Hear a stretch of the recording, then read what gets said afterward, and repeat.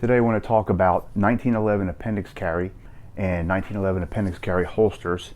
I'm going to show you what I use. I've been carrying Appendix about 2 years. I carried a Kimber 1911 Pro Carry II for over 10 years, and I didn't always Appendix Carry. I want to go over some of the reasons why I switched to Appendix Carry and why I think that a 1911 is the perfect gun to carry in the appendix position. I just wanted to say a few words about training. I highly recommend before you appendix carry or carry concealed at all, you get some kind of professional training. Nothing in this video is to be taken as advice or me telling you that you should or shouldn't appendix carry. You need to make your own decision on that. So first I want to talk about the holster that I decided to use. It is a Tier 1 concealed Axis Slim holster. This is after doing a lot of research and looking at various reviews. I decided to go with this, and I'm glad I did. This is a fantastic holster. I'm not affiliated with Tier 1 in any way. I don't receive any commission or kickbacks or anything to recommend this holster. I'm just telling you what I think is one of the best holsters out there. It's comfortable and it's built very well. Just going to show you this particular Axis Slim. It's got 2 belt clips on it. You can remove the extra magazine side and only have 1 clip. I recommend 2 clips, even if you don't use the spare magazine port. It gives the gun a lot more support and a lot more security, and it doesn't move around. There's different kind of clips you can get. You can get metal clips for here if you don't like the plastic. I like the plastic. They're very flexible. They're very secure. They don't slip around. Another option would be the ulti clip. These are actually made for, say, like gym shorts or things like that, where you're maybe not wearing a belt, and it would actually clip onto the material so that when you draw your gun, it doesn't pull the whole holster out. So this is what it looks like up close. You can see the 2 plastic clips here have a real good hold on the belt, so this isn't going anywhere. And you could also see there's a claw over here as it presses on the belt, and it forces the grip of the gun up tight against your body, so it conceals nice and tight. Then when you need to take the holster off, just simply bend these clips out and the whole thing lifts out just like that. Put it back in, just clip to one side, press down on the claw while pulling this out, clip it, and it's good to go. This belt has a very small buckle right here, very simple, very small buckle, as opposed to some of the bigger metal buckles that'll stick out more. You know, you've already got the gun pushing everything out, so that sticks out a lot less, a lot lower profile. And the other thing you can do with this small buckle, you could move the whole buckle completely out of the way,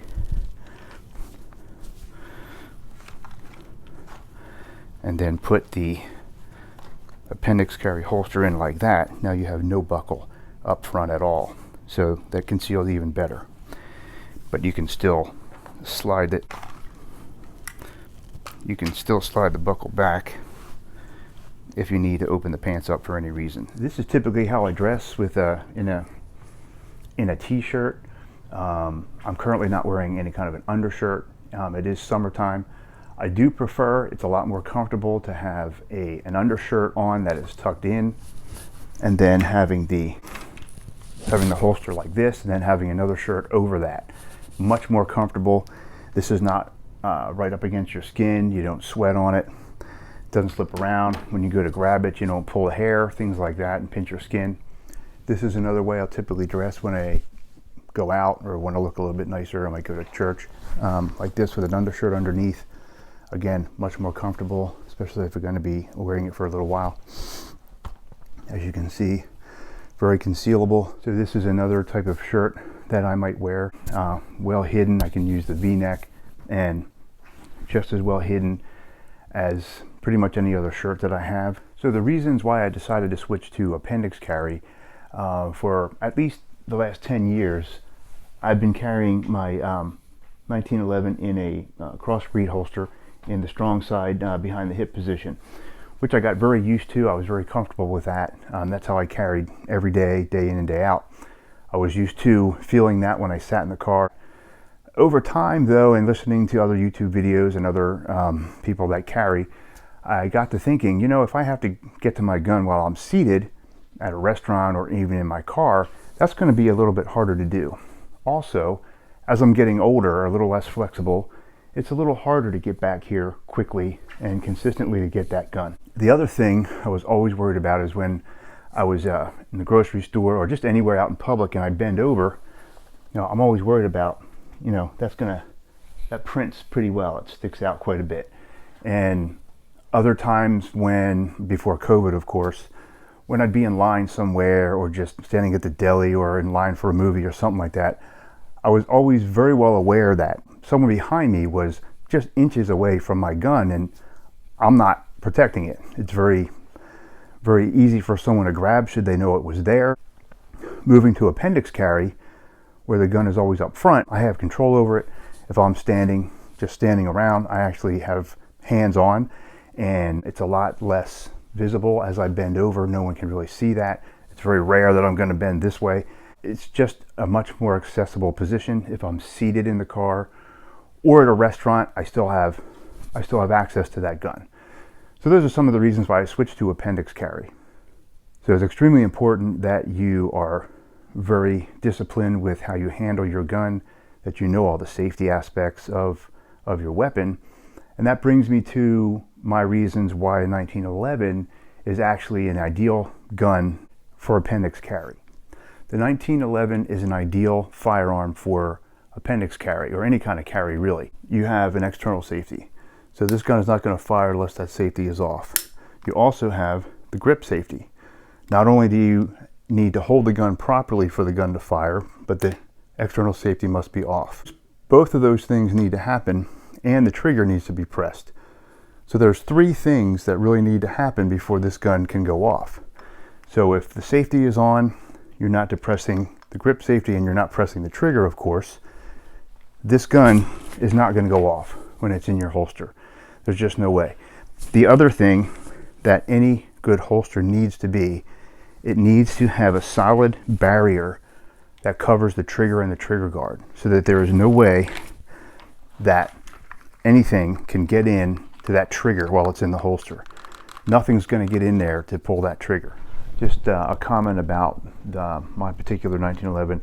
It is a Pro Carry, which is the Commander version with the 4.5-inch barrel. It does not have the full 5-inch government size barrel. I do have a 1911 that large, and to be honest, I don't think I would be comfortable carrying that because it's a little bit longer. It sticks down a little further, makes it a little bit harder to bend over, that kind of thing. This is, in my opinion, the perfect size 1911 for appendix carry. You need to be familiar with your firearm. You need to be familiar with the firearm safety rules. You need to understand how it works. The most dangerous time when handling a firearm is when you're reholstering. There's never a hurry to get your gun back into your holster, especially with appendix carry. Anytime you are reholstering, you always want to look, make sure there's no obstructions, put it away slowly and carefully. What happens a lot of times, something will get caught up in there, the clothing will get caught up, something ends up in the trigger guard, your finger ends up in the trigger guard, and you go to press down and the edge of the holster ends up firing the weapon. You don't want that to happen. You never ever want to be in a hurry reholstering. So always look the gun into the holster, nice and slow. You want to tip your hips just slightly forward so that the gun is never actually pointing at you while you have the gun in your hand. So it's a very safe holster, very safe gun for appendix carry, and that is one of the reasons why I have moved to appendix carry. I'm very comfortable with it. I've been doing it for about 2 years now with no issues whatsoever. Do your own research, make your own decision. Good luck to you. Thank you for watching the video. If you liked the video, please hit like below. I have links below to the Tier 1 site. Again, I'm not affiliated in any way. Don't get anything for that. And I do have some links down there for some other appendix carry holsters that I have not tried, but they look like they're very similar in construction and are considerably cheaper. The Axis Slim goes for about $130, $140, which is a little on the expensive side, but it's worth every penny. So again, thanks for watching the video, and we'll see you in the next one.